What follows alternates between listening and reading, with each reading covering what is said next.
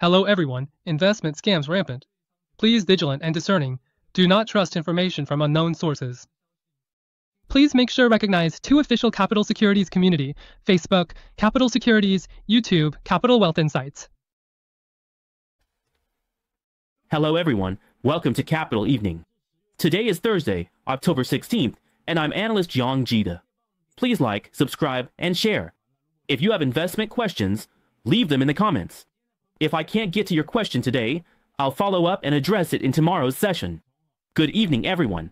Hello to SHH, RH, Sure, Hui Chuan Chuan, Grace Liao and Ming. Good evening.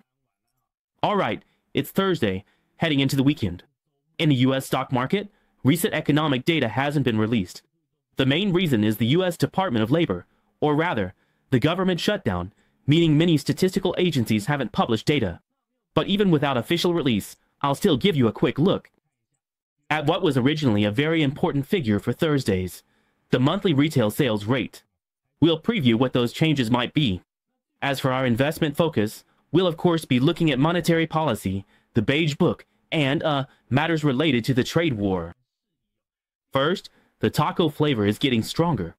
So what does taco refer to? It refers to how Trump tends to back out at the last minute. And why do I say the taco flavor is even stronger this time?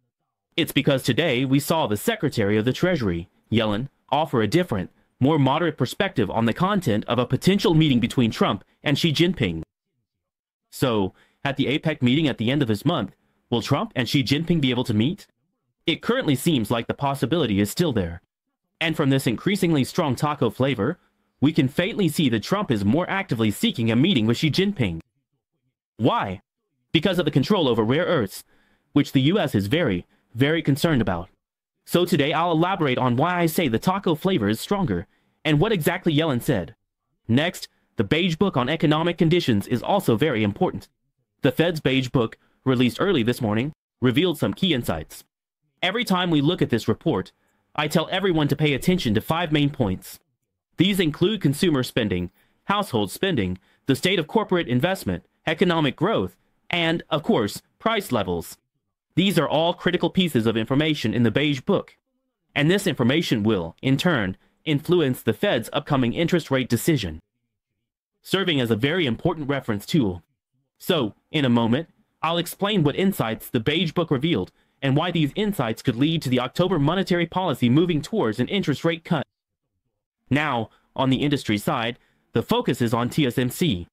TSMC's performance could still help the US market push higher, especially as a representative of the Philadelphia Semiconductor Index.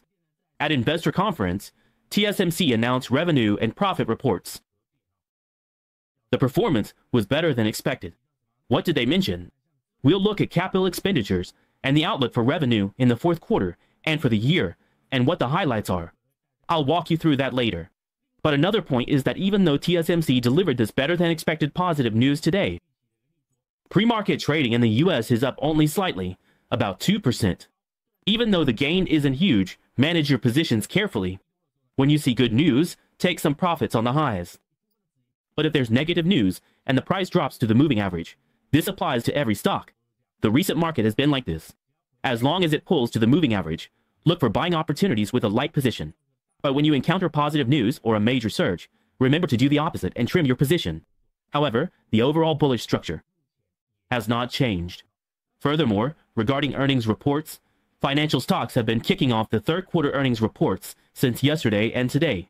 Bank of America and Morgan Stanley have also successively released their earnings, which beat expectations. What kind of information do these reports contain for us to consider? Overall, they continue to support the US stock market's performance. For now, it's the financial stocks that are playing a crucial role. Besides tech stocks, the financial stocks reporting earnings are currently the opening shot. Later, towards the end of October, many tech stocks will also report, and we will continue to track them for you. Alright, that's it for earnings reports. Now, regarding economic data, at 8:30 p.m. tonight, regardless of whether the US government shutdown will prevent many data points from being released, let's set that aside for now. We still want to remind everyone. The originally scheduled U.S. September monthly retail sales rate was supposed to be released at 8:30 p.m. tonight. At 8:30 p.m., we'll watch. If released, it's released. If not, we'll check other data. Monthly retail sales. Prior value 0.6%, expected 0.4%, a stable situation. Next, for U.S. September PPI's month-over-month and year-over-year rates. Month-over-month, prior minus 0.1%, forecast 0.3%. Year-over-year, prior 2.6%, expected 2.7%.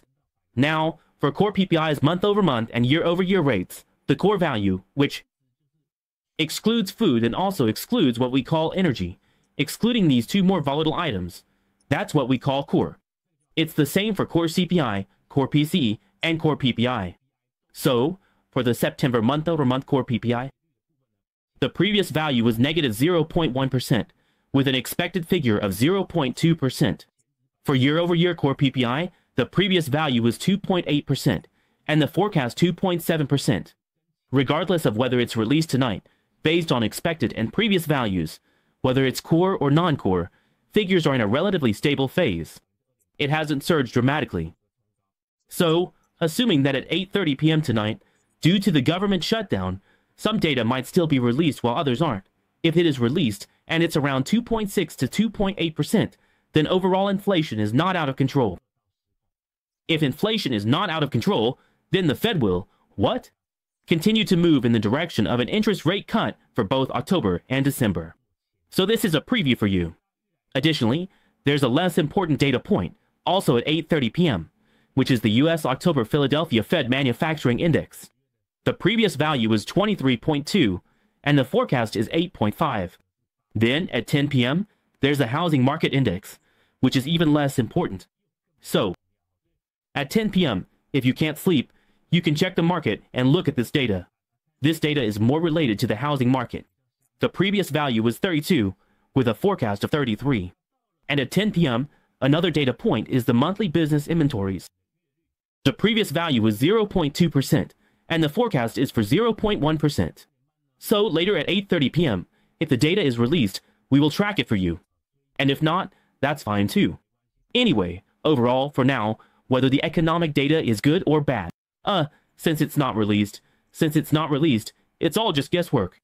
And while we're flying blind, the Fed also mentioned yesterday that even if the U.S. government is shut down, and even though they can't see the data, they still have other tools to do what?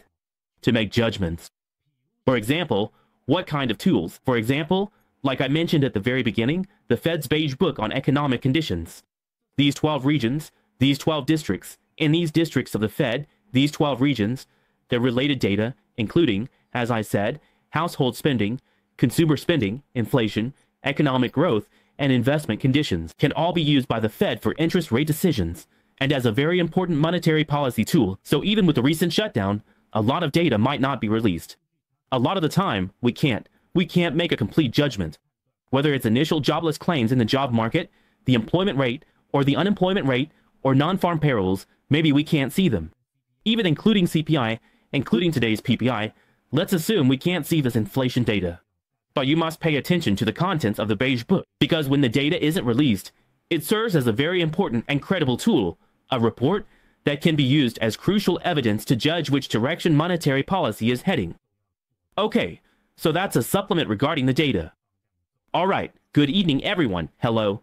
Jeff Lin, Emily, Amy Lin, and L5 Bougie, good evening. SY Lou, hello. And a few other friends, good evening, okay. Alright, let's continue with the next topics. Like I might have mentioned earlier, the Fed's Beige Book. Why is the Beige Book so important? Why is the Beige Book so important? Because each time, let's put it this way, the Beige Book is released about 8 times a year. The Beige Book is released 8 times. And these 8 times, in fact, are basically the same as the Fed's 8 interest rate decisions. So, for the Fed's interest rate decisions, you can just remember it simply.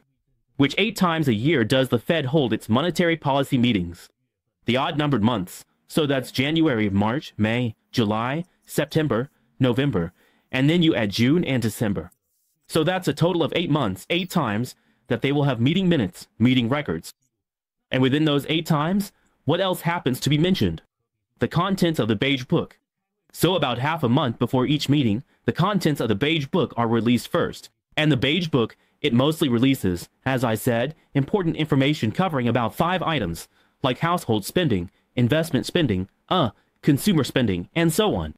Prices and economic conditions are all in there. So, in the early morning, what did the content of today's early morning beige book say? It says that current tariffs have increased uncertainty in prices and the economy. Overall, it believes that consumer spending has seen a slight decline, especially in the retail sector. A slight decline, but it's not a major downturn. And also, because of this tariff issue, prices have risen. So, low to middle income households will look for promotions or discount activities before they make purchases. But it's not that they don't consume at all. It's that they might go further to find more discounts. If there's a discount, they'll buy a bit more, because after all, they want to lower their costs. So overall, the tariff issue will cause household spending, consumer spending, to decline somewhat. It will decline a bit, leading to weaker demand, and also cause prices to rise slightly. Furthermore, it mentioned that most of the districts believe that if the government has a long-term shutdown, this prolonged shutdown situation will also bring downside risks. Of course, this creates a lot of uncertainty. And most importantly, on the employment front, it says the job market is basically stable. But, and this is the key part, it says that demand for labor is relatively sluggish across districts, and employers or companies are leaning towards hiring temporary workers rather than full-time employees. So this means we can clearly and unequivocally see from the recently published Federal Reserve's Beige Book, first and foremost, that the ongoing and contentious tariff issue is indeed causing inflationary pressures to significantly stir and build up within the economy. As rising prices caused by tariffs, consumer and household spending declined. The decline isn't large, but shows an impact. Additionally, the job market shows weakness. Companies want to find temporary workers, part-timers. Why? As many variables and uncertainties in the market. If the tariff war continues to be severe, perhaps beyond market expectations, maybe some companies will face layoffs. Or, because costs have increased, they'll have to pass on the selling price to consumers, leading to concerns and a predicament of declining revenue and profits.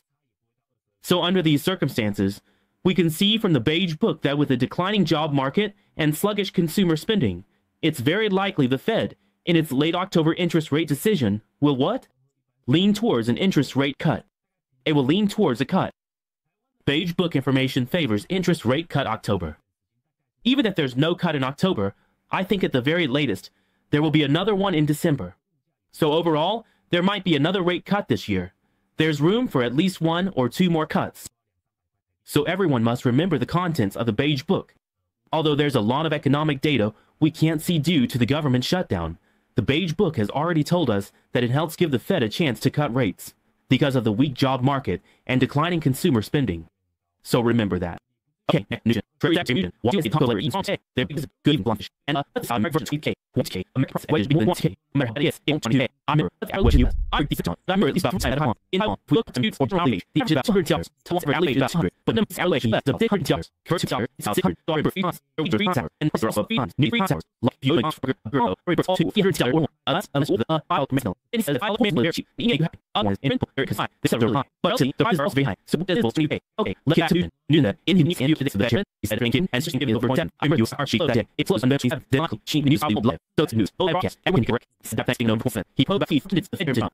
It's no longer 5 or 7 people. It's down to 3 or 4. And those 3 or 4 are, in fact, pretty much who you'd expect. Waller, Warsh, Hassett. Waller and Warsh are definitely in.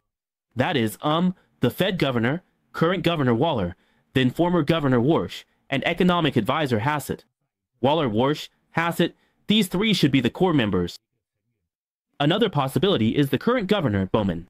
He'll also be on the candidate list. There's a good chance Bowman is on that list. Another is a BlackRock executive named Rick Reeder or someone. That one, I don't think the chances are very high. Not high. I think he'll probably still use some current governors or members or even former governors because they are, after all, more familiar with how the Fed operates. So, Benson said that after Thanksgiving, he should provide the relevant chairman candidates. But I think, overall, it's still leaning more dovish. And of course, most importantly, he talked about the trade war. He said he doesn't want to escalate the trade conflict with China. He even emphasized that Trump is still preparing, at the end of this month, the end of October, at the APEC meeting, which will be held in South Korea. At the APEC summit, he hopes to meet with, what's-his-name, Xi Jinping, to continue the meetings. Then he said something else, and this, I feel, is a bit of a dead giveaway. Good evening to Melissa Chun and Anaya. Why do I say this statement is a bit of a dead giveaway? He said they won't rush to negotiate with China just because the stock market is falling. Because negotiations happen because it's beneficial to the U.S. economy. Isn't that just a bald-faced lie? It's like, every time the market falls, you rush to say you want to negotiate. Every time it doesn't fall, you act all tough, saying you'll impose tariffs, you'll impose 100%. Right. And every time the talks with Xi Jinping don't go well, or China suddenly mentions they're going to tax some port or impose export controls on rare earths, then what happens? Trump gets tough saying, "Oh, you want to tax me? I'll tax you back." Every time they impose tariffs, the stock market falls. After it falls for 2 or 3 days, he can't take it and shows goodwill.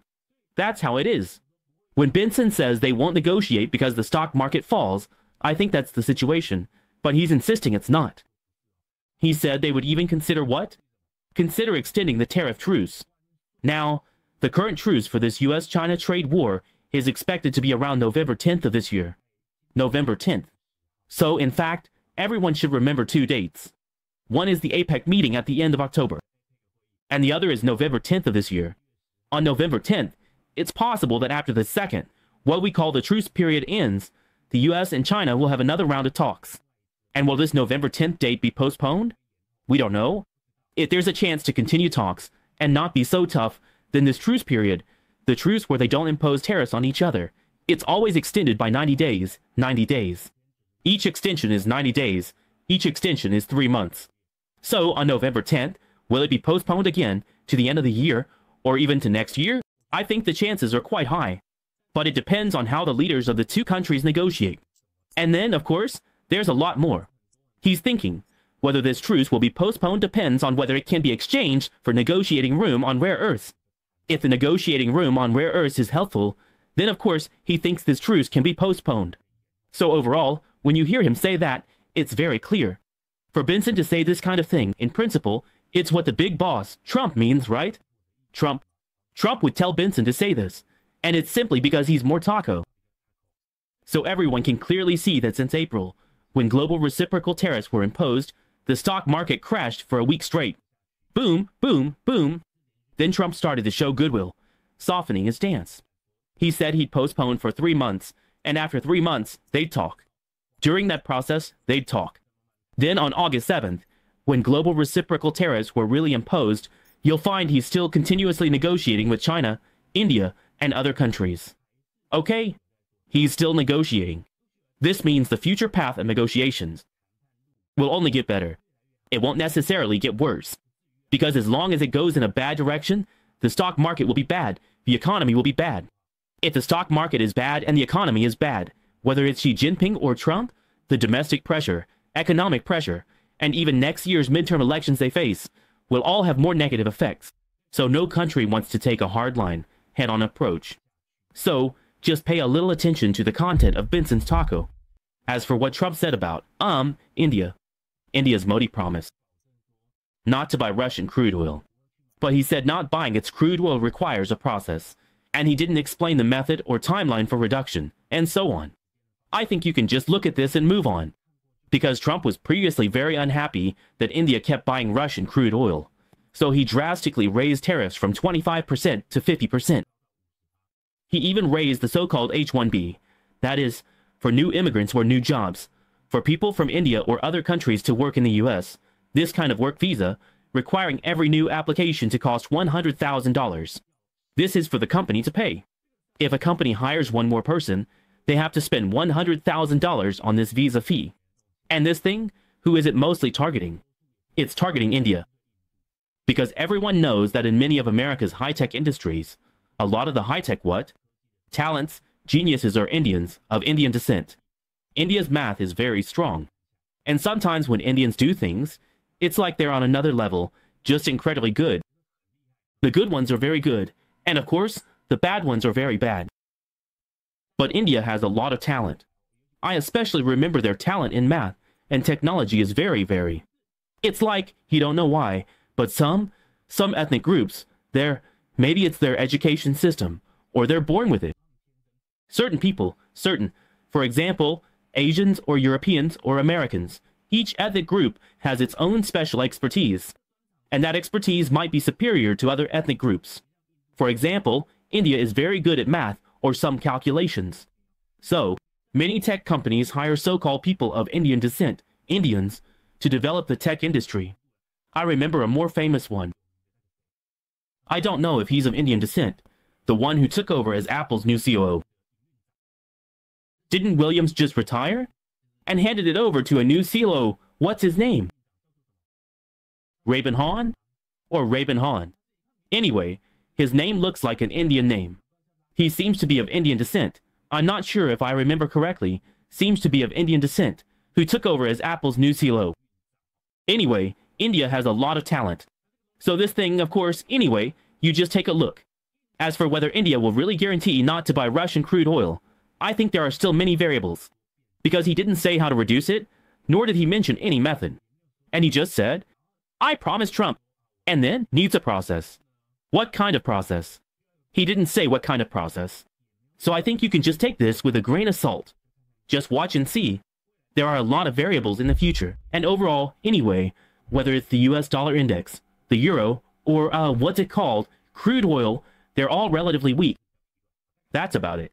As for the China-US trade war, you don't need to pay special attention to India right now. India's impact on this trade war is honestly not that big. The biggest global trade war is still between China and the US. Other countries are basically more compliant with the US. For example, Japan, South Korea, Taiwan, Southeast Asian, Northeast Asian countries, and even some Western ones like the EU are negotiating. Canada is a bit tougher. The UK and Australia are also having pretty good talks. As for China, in Asia, China is the toughest. And China and the US, they'll just keep talking this year and keep talking next year. Maybe during Trump's 3-year term, they'll talk for 3 years. Who knows? Anyway, looking at the big picture, the APEC meeting at the end of October, and another round of China-US trade negotiations on November 10th, these are all variables. And of course, they will have a bigger impact on short-term market volatility. Everyone should pay attention to that. As for the 10-year government bond yield, it's at 4%. The terminal rate remains at 3.62%. Anyway, many officials continue to make more dovish statements, which will cause these terminal rates and yields to show a downward trend. And of course, when bond yields fall, it's more positive for bond prices. It's a seesaw, a negative correlation. Okay, the number of expected rate cuts is holding around 1.9, fluctuating between 1.9 and 2. The US dollar index fell slightly, by 0.21% today, but it's still above the 50-day moving average. It remains in a short-term fluctuation. Geopolitical risks. Alex Fu, good evening. What about Indians? Dirty. Indians are dirty. Indians, oh yeah, speaking of India, it's special. India seems to be the birthplace of Buddhism. India is a special country, although I've never been there. And Jeffrey said Indians are dirty. I wouldn't say that. Of course, its environment, some parts are less sanitary, that's true. It's also strange to say. India is a caste system society. The highest level is nobles, Brahmins, and so on. The lowest of the low. I think it's divided into about 4 to 5 levels. There are nobles, untouchables, and so on, many. That kind of caste system is very deep-rooted. Deep-rooted? It divides people, their social classes are divided. The people are divided into the best and the worst. And the worst of the worst live. The worst, the poorest, the common people, their living environment can be really bad. You can imagine, you can watch some YouTube videos. Sometimes there are YouTubers who travel to India and film the so-called slums or wet markets. Some people film metropolitan areas or skyscrapers in India. The rich in India are very rich. It's splendidly decorated with gold, plastered everywhere. The poor are very poor. In poor areas, the environment is dirty and messy. Very dirty and messy. You wouldn't dare eat Indian food there. If you eat it, I've heard if you're not careful, you could easily get diarrhea. Basically, you will definitely get diarrhea. If you eat from Indian street food stalls, 80 to 90% of the time you'll get diarrhea. So tourists usually try to eat in hotels. Because, you know, their sanitation is a bit concerning. Honestly, sanitation in India is a big concern, including the Ganges River in India. And with the Ganges, as Buddhism says, as long as you bathe in the Ganges, in Hinduism or Buddhism, if you bathe there, you'll, what? Wash away your sins. All those countless sins, as numerous as the sands of the Ganges, they're all washed away. So many people, many Indians, will bathe in the Ganges. From birth to death, it all happens at the Ganges. At birth, you might be washed in the Ganges. As an adult, you'll perform acts of worship or rituals there. And when they pass away, you often see in videos, when they pass away, what do Indians do? They are cremated right next to the Ganges River. And after cremation, what do they do? The ashes, right? They're scattered directly into the Ganges to flow away. So you have ashes being scattered in the Ganges, and right next to that, they're cremating a body, right? And on the other side, you have people bathing. So bathing and cremation happen right next to each other. So for Indians, this is very normal, because their culture, their process, is just like that. It's just that regular tourists might find it curious or be unaccustomed to it. So India, you say its environment is less sanitary, and that's true. But if you just pay a little attention to the sanitation, you still have the chance to visit various countries. That's extra info about India. Okay, geopolitical risks, Trump. What about the caste system? The caste system is terrifying. India's probiotics. They have dirty, slightly dirty, moderately dirty, and very dirty India. So anyway, India is very messy. Everyone just be careful, pay attention. You have to be mindful of this. For example, recently, a colleague from our company went to India. Yes, very brave of them. Of course, they went to India for an event with a tour group or with a large group of people. Otherwise, if you go to India, I remember you also have to be careful about public safety, especially for women. It's less friendly to our female compatriots. Because they see it as a more patriarchal country. They're less respectful and less friendly towards women. Sometimes if you're traveling alone, you often see in the news that an Indian woman or someone something happens to them. So everyone should be careful. So recently, a colleague of ours went traveling in India. Very brave. I heard it was independent travel. They were with a group but traveling independently. That's quite impressive. Okay, on to geopolitical risks. This Hamas. Anyway, Hamas, he says they didn't return the living or deceased hostages according to the agreement. But no matter what, Trump will definitely handle it. Hamas will compromise in the end anyway. What Hamas is doing now can be described in just 4 characters. These 4 characters describe Hamas. What is it? A cornered beast's last struggle. It's a cornered beast's last struggle. You have no room to maneuver. The hostages are out, whether dead or alive. You've already returned the hostages to Israel. Basically, it's like a tiger with its fangs pulled out, a cat with its claws removed. You have no power to fight back. So you're just at their mercy. Making these last-ditch efforts has no real meaning. It's just a cornered beast struggle. So in the end, I don't think the impact is significant. But as for Trump, a student asked today saying, "Teacher, if this Hamas-Israel situation were to settle down, the war between Ukraine and Russia might still go on for a long time. It could drag on, because there are just too many unresolved issues." And then, another thing happened recently, which is Venezuela. Okay, in the news, this Venezuela situation, does it really impact internationally? The impact is not big. Basically, there's almost no major impact. So what is this Venezuela situation about? Venezuela has many drugs and criminals entering the US mainland in large numbers. Trump was very unhappy, very displeased, and imposed sanctions. He even launched missiles to attack drug traffickers' speedboats. It was basically dealing with them extrajudicially, just taking them out. So what he's saying is, because drug and criminal issues haven't been resolved, and Venezuela's president, Maduro, seems to be ignoring it, he's not happy, but not acting. Trump said he's authorized the CIA, the Central Intelligence Agency, to carry out covert operations in Venezuela, and is even considering ground operations. This could be a big or small deal. It really depends. If it really comes to that. He didn't answer whether or not they're going to assassinate their president. But no matter what, he's definitely going to deal with their domestic gangs or drug issues. He's definitely going to take action, definitely. As for how he'll handle it, we don't know. It has to be handled properly. Now, if they really go through with it, let's say Venezuela actually ends up at war with the US, or some kind of conflict breaks out, would the global stock market crash? Or is it not that serious yet? Why? Well, because Venezuela's relationship to the US is kind of like, it's like an adult fighting a kid. No matter how tough the kid, at most he throws a rock. The adult just needs one swing to take him down. That's the vibe. The US is the adult, Venezuela the kid. Even if they fight, Venezuela can't beat the US. That's the first thing. The second question, will this greatly impact crude oil? If war breaks out and crude oil can't be exported, will Venezuela's crude oil be affected, impacting the international oil market? Actually, no. Why?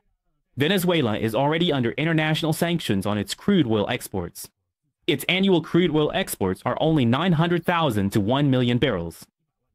Every day, 900,000 to 1 million barrels of crude oil are exported.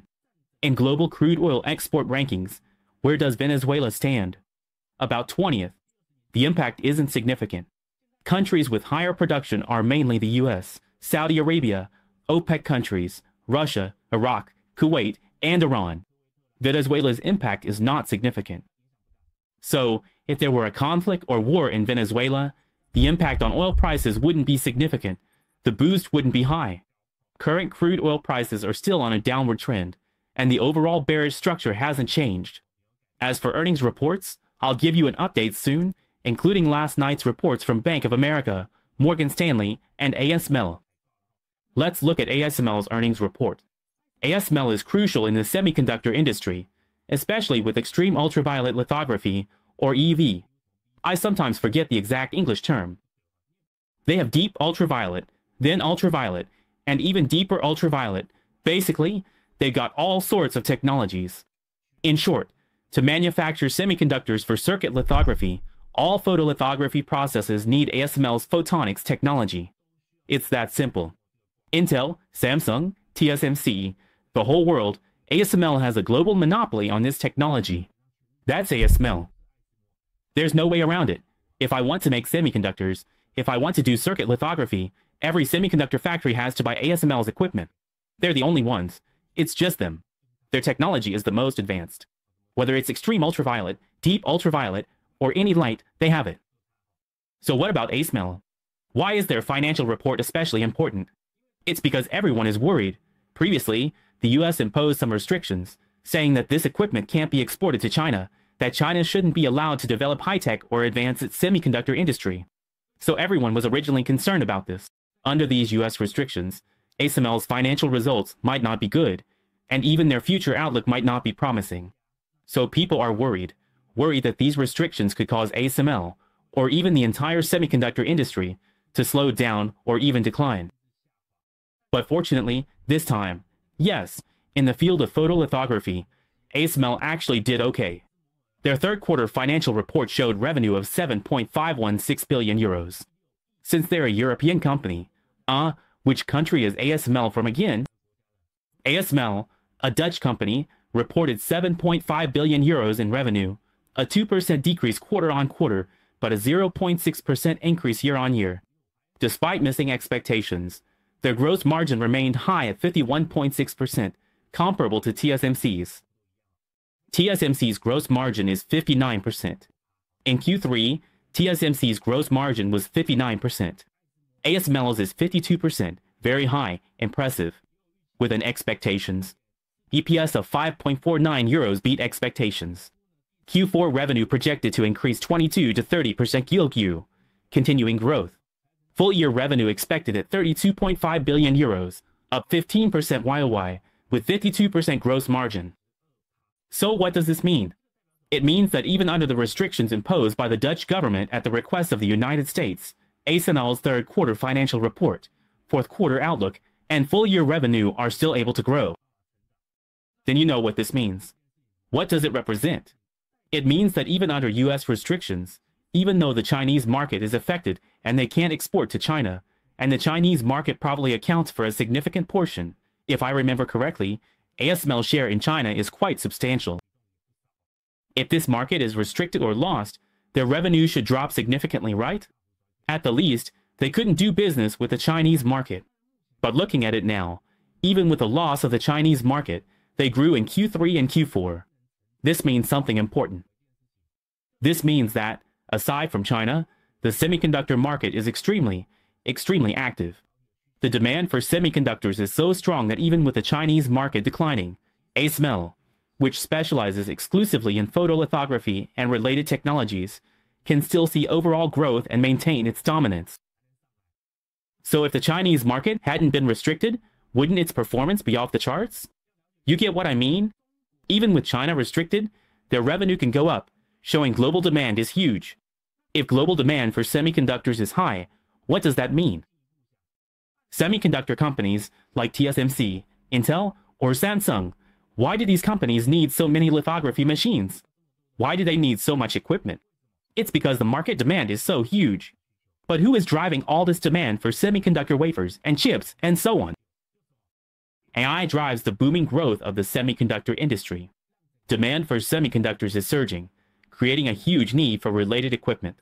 This includes companies like ASML and those throughout TSMC's supply chain, photomasks, packaging, testing, and more. Inspection equipment, no matter where it is, will all benefit. That's the reason why, because AI is driving the entire tech sector and all the major industries to thrive. So, ASML's latest earnings report actually gave a positive outlook, which helped ease market concerns. Oh, and finally, ASML also mentioned a very important point. They said, although next year, demand from China will drop significantly because of the US-China trade war and the resulting restrictions. Even though demand from China is certain to fall sharply next year, he said he still expects overall sales next year will not be lower than this year. That's incredible. As I've already told everyone, next year's sales and revenue will be better than this year, even if China declines. Next year will still be better than this year. So you can imagine just how crazy the current demand is in the entire AI industry. We can only say it's insane. Demand is huge, and companies are making massive capital expenditures, billions, hundreds of billions, constantly investing. You might ask if there's a bubble. Currently, it doesn't seem so. Will there be one? Yes, eventually. It will move from growth to maturity. That's for sure. The AI market will move from its growth stage. Right now, it's starting to take off into the growth phase. As for whether this growth will last 1, 2, or 3 years, nobody knows. But during this growth period, even though it's moving so fast, we don't see any bubble. A bubble can't even form right now, because demand is so much greater than supply, by a huge margin.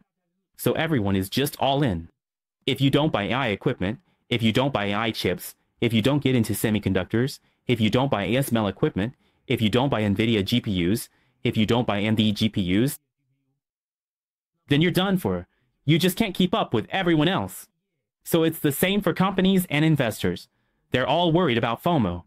FOMO, meaning they're afraid of missing out on the stock market, afraid that if prices go up, they won't be able to catch up, afraid that if they don't invest quickly, don't make capital expenditures fast enough, don't rush to buy AI-related equipment or components, they might not be able to keep up with this huge AI wave in the future, and could end up being eliminated by the market this time around.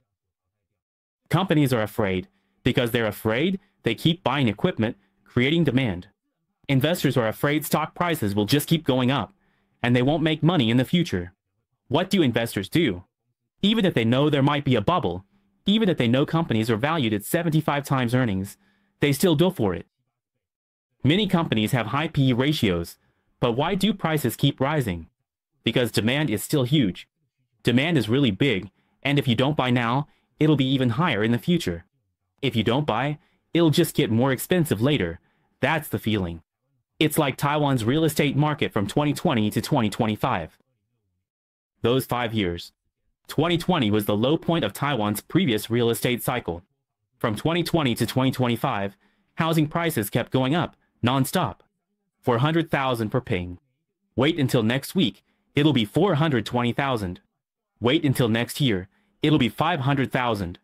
Everyone kept buying, and now it's 600,000 or 700,000 per ping. Now it's 60,000 per ping, which is really expensive. Take me for example. I live in New Taipei City, in the Banqiao area. Back in 2020, a ping was 400,000. 400,000 per ping wasn't considered expensive at the time, not really. It was actually about average. Now in Banqiao, a ping costs about 700,000. It's really scary, really scary. Sometimes when I pass by the Riverside area, I see those big advertising billboards. Do you know what the real estate ads say now? They say if you don't hurry up and buy a pre-sale house, if you don't buy now, the housing market will be at a certain loan rate, and soon the price per ping will start with a 6. Oh, the last time with a 6, the last price starting with a 6. They mean, since the current housing price starts with a 7, last chance to get a price starting with a 6. So hurry up and buy, because if you don't buy now, next year it might be a 7. They're trying to get everyone buy quickly. But I think billboard interesting, because a play on words. Sign last price starting with a 6. Last price starting with a 6. Hurry and seize the opportunity. Those are two different things. Will it reach a price starting with a 7 next year? Or on the flip side, maybe next year the price will drop to a 5. So when they say last price starting with a 6, hurry and seize the opportunity. Because last price starting with a 6, they never tell you whether next year a 5 or a 7. If it turns out to be a 5 next year, and you bought at 6, wouldn't you be spitting blood? I would. So this is just a typical advertising tactic. No matter how you look at it, ASML's financial report actually looks pretty good right now. As for the stock price, it went up 2.71% yesterday and is still holding above the 20-day moving average, which is actually pretty solid, pretty stable really. Someone asked, every day I hear about AI this and AI that, it's honestly so annoying. Yeah, I get annoyed too. I really don't feel any impact from AI at all, and that's not wrong. Like May said, it's true, there are a lot of images now. When it comes to AI, there's nothing you can do. As I said, everyone is doing AI now. If you don't, you're left behind. Companies worry that if you don't buy in, you'll miss out. The market may go up, but it's always AI stocks that are rising. If you don't have AI stocks or components in your portfolio, your stocks just won't go up. For example, yesterday on the Kuning Net show, didn't I tell everyone? Even they are getting into AI. Who are they? Walmart. Walmart, the largest retail store in the United States. Can you imagine that? Even Walmart says they're partnering with GPT. They're collaborating. You can shop through their platform. You can use GPT, ask it any question, and after you ask, will it give you suggestions? You can buy directly from the list of recommendations it gives you, and Walmart will handle the connection for you. You can even go to Walmart's official website and ask ChatGPT directly. Chat with it. Ask whether this milk tastes good, what the ingredients are, whether you should buy this vitamin, or which brand of Lutein is better. Just ask GPT directly. The company hadn't worked with AI before, so it faded from the spotlight. But just yesterday, news broke that they're now collaborating with AI. Consequently, in the past 2 days, their stock price has shot up, with 2 consecutive record highs. That's the reason why. But if you ask whether this thing is just a dream, yeah, it is a dream. But does it help with people's livelihoods and consumer spending? It does help. But to go a step further, have these AI industries and tech companies actually made real money yet? Honestly, no, they haven't. You hear about how much Microsoft is investing, or how much Nvidia is investing in OpenAI, or how Oracle is investing, hundreds of billions, even trillions being poured in. Google and Meta are investing hundreds of billions. Has any money come back? No, it hasn't. They still aren't making a profit. they're still in the red, losing money. What's interesting is, what are we actually using GPT for? Mostly, we just ask it questions, then what? We teach it to draw pictures. We ask it to make solar animations, like you want a 10 or 20 animation. Or we make 3D characters, or maybe family photos, or turn photos into something in the style of Studio Ghibli, or use Google's Banana, and it draws a 3D character for you. But do you think these companies are making money from it? They're not making money. They're not making money, right? They're not making money. But why do they keep doing it? Because they still have to develop? They must keep moving forward. So how will these companies make money in the future? Actually, there are many ways. We've talked about this before. It definitely won't be from providing 3D characters, banana, or turning photos into Studio Ghibli style, or half-drawn styles. No, those things won't make money. You can do that with Meitu Xiao, so why would you need to go to ChatGPT for it? In the end, the real way to make money is through all the big data generated by all of us users, all this know-how, this information, this data. First of all, it can be used for advertising. They can push information and market things to you. It's like Google search platform. Google search works the same way. They offer free stuff, and when you ask questions, what do they provide? Ads. Advertising revenue is the biggest source. And because it's connected to people, people interact more and more. As human interaction increases, growing, AI advances, computers get smarter. As they get smarter, what happens? They'll become smarter than humans. What will they do? It's not about ruling the world, controlling people, or turning everyone into robots.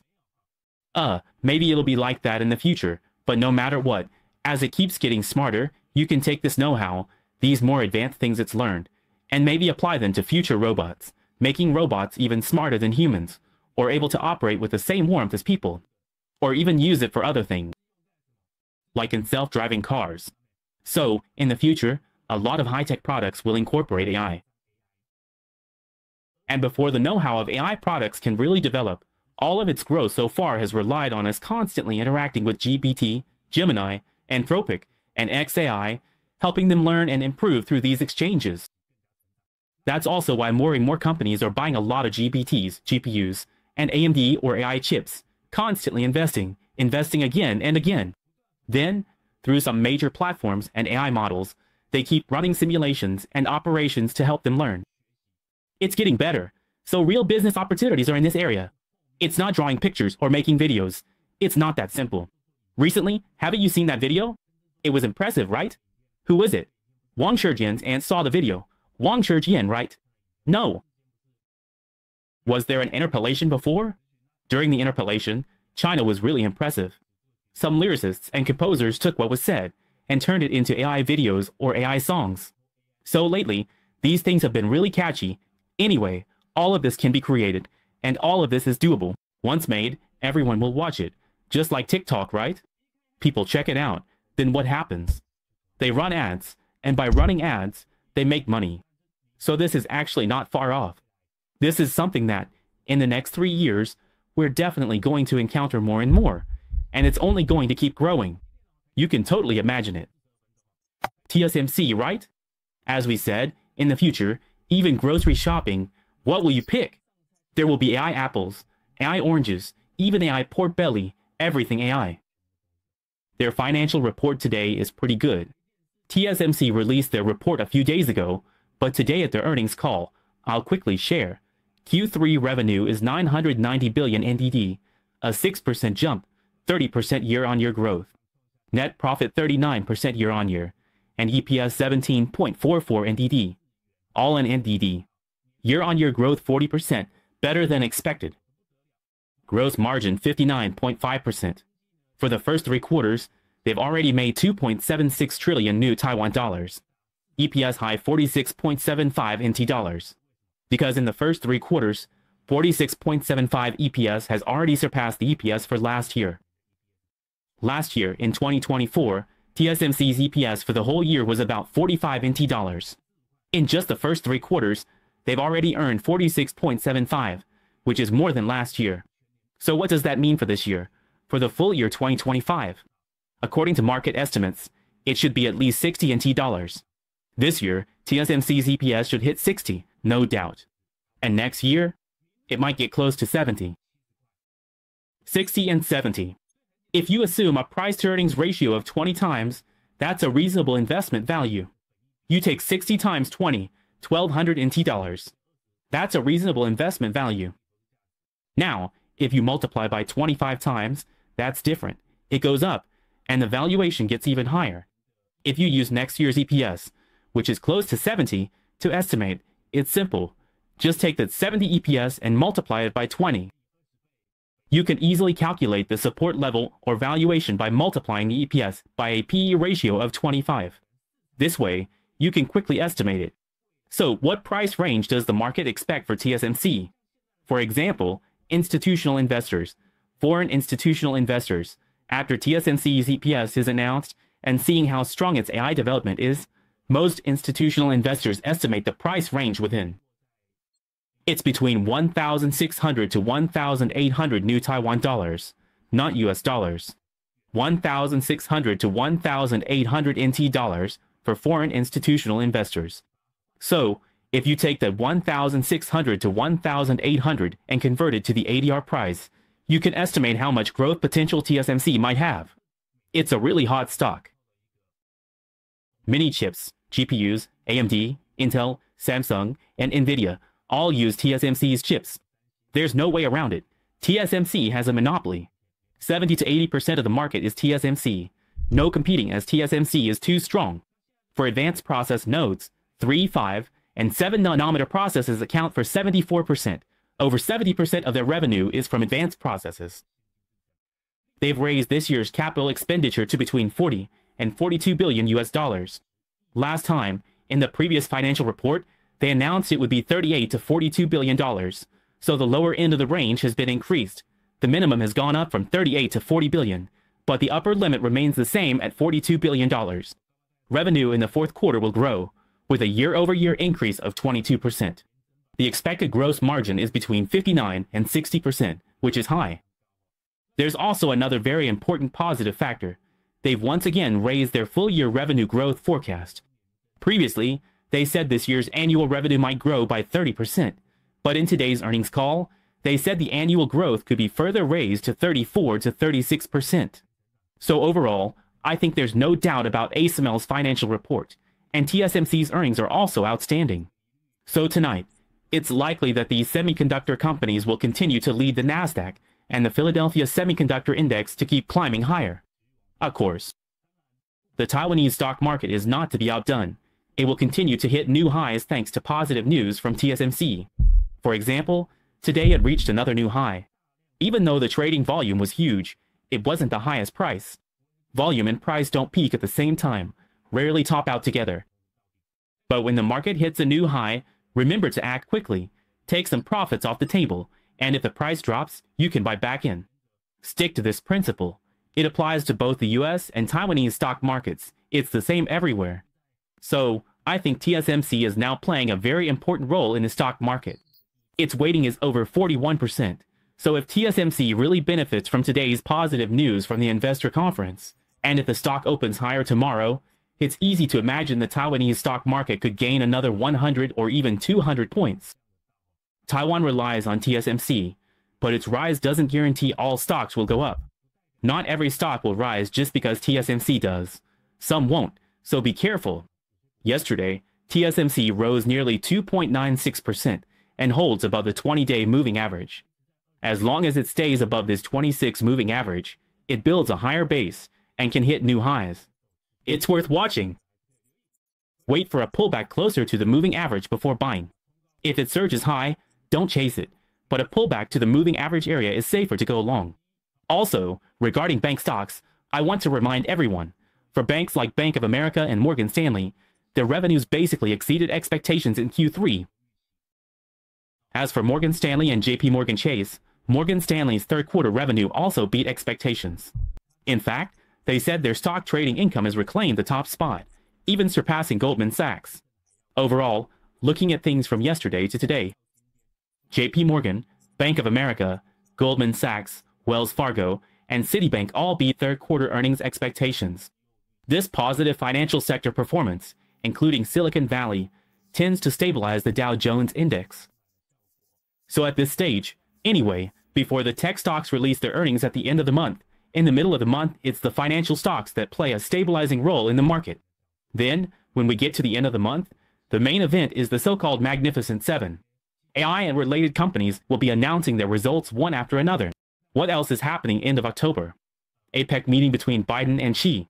Mid-November, another round of US-China trade war, with more negotiations coming up. A lot of events happening. Everyone needs to pay close attention and take them seriously. Related US stocks before market open. Among gainers, ZB Hard rose 13% pre-market, positive earnings expectations. Salesforce up 6% pre-market, strong earnings. Micron Technology performing well, climbing, reaching $200, 3.3% increase pre-market. Las Vegas Sands Group rose 2% pre-market, Broadcom 1.8%. Onsemi rose 1.5% in pre-market trading. HP, Hewlett-Packard Enterprise, plunged 9.9% pre-market, nearly a 10% drop. Its Analyst Day report showed revenue and profits missed expectations. This was pretty much the only notable drop, with HP falling 10%. Others, Molina Healthcare, Carnival Corporation, Intel, or Delta Air Lines. They were down by 0.5%, which isn't a big deal. So, looking at pre-market movements and trends, the U.S. stock market today seems in a favorable position. U.S. stocks continue to move upward. The Dow Jones Index dipped slightly by 0.04%, which isn't too bad. All are above the 50-day moving average. The Philadelphia Semiconductor Index, with TSMC leading and ASML, Intel helping hold up the market, remained stable. It surged 3% yesterday, staying above the 20-day moving average. The Magnificent Seven gained 0.8% yesterday. Though below the 20-day moving average, the 50-day moving average still holds. Overall, these tech and AI-related companies remain the main investor focus. When the bubble will burst is unknown, but in the short term, it won't.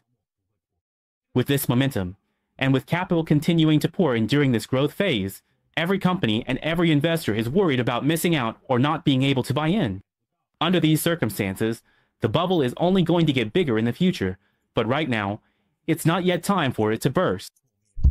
Since it's not time for the bubble to burst, we must keep moving forward, making money as we go, buy a little, earn a little, buy more, earn more. Main targets to buy are AI-related. That's all for group discussion today. Before the U.S. stock market opens, we've brought you the latest updates. If helpful, please like, subscribe, and share. Wishing you all successful trades. See you tomorrow. Our company has no improper financial interests in the individual securities recommended or analyzed. The information in this program is for reference only. Investors should make independent judgments, evaluate carefully, and bear their own investment risks. If you don't want to miss the latest market updates, be sure to turn on the notification bell and hit subscribe. In addition, we have plenty of great video content on both Facebook and YouTube. Don't miss out. In our group, we share in-depth explanations of global financial events with you every day.